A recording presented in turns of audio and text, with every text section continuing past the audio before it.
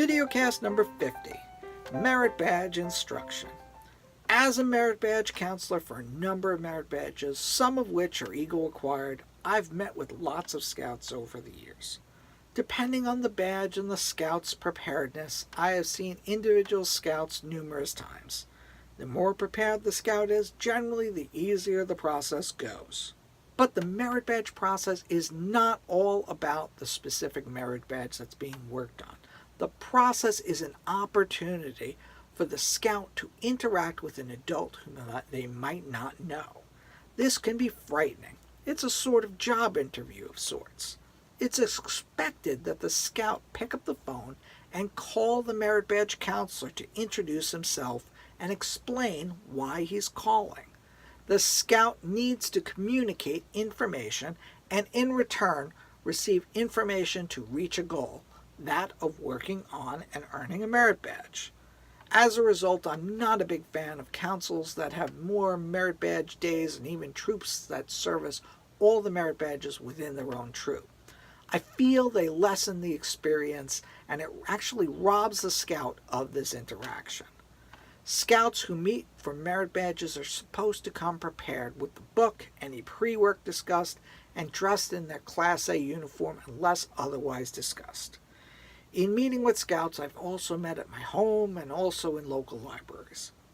From a merit badge counselor perspective, it's always better to have someone around when meeting with a Scout. In fact, it's a requirement of youth protection. Meeting in a public setting such as a library solves this, but usually I ask the parent to stick around just out of earshot.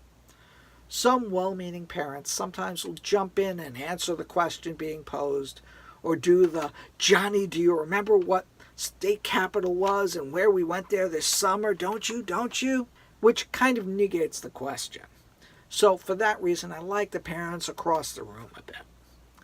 While you can discuss anything related within the session, the Scout must do the requirements as stated. Sometimes you can take a circuitous route to get them to the right place or to say the right thing, but in general, if requirement states to do A, they need to do A.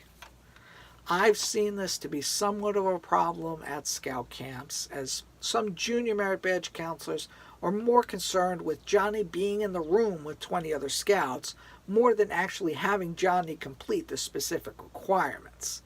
This is also a detriment to the Scout.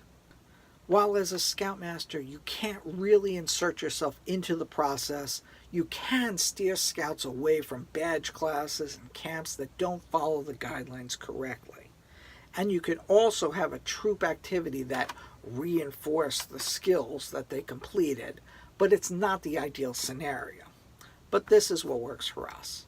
Take what you like, leave the rest, and as we say in Wood Badge, feedback is a gift. Leave yours below in the comments with all the hope we can learn together. I'm Scoutmaster Dave, and this was Merit Badge Instruction.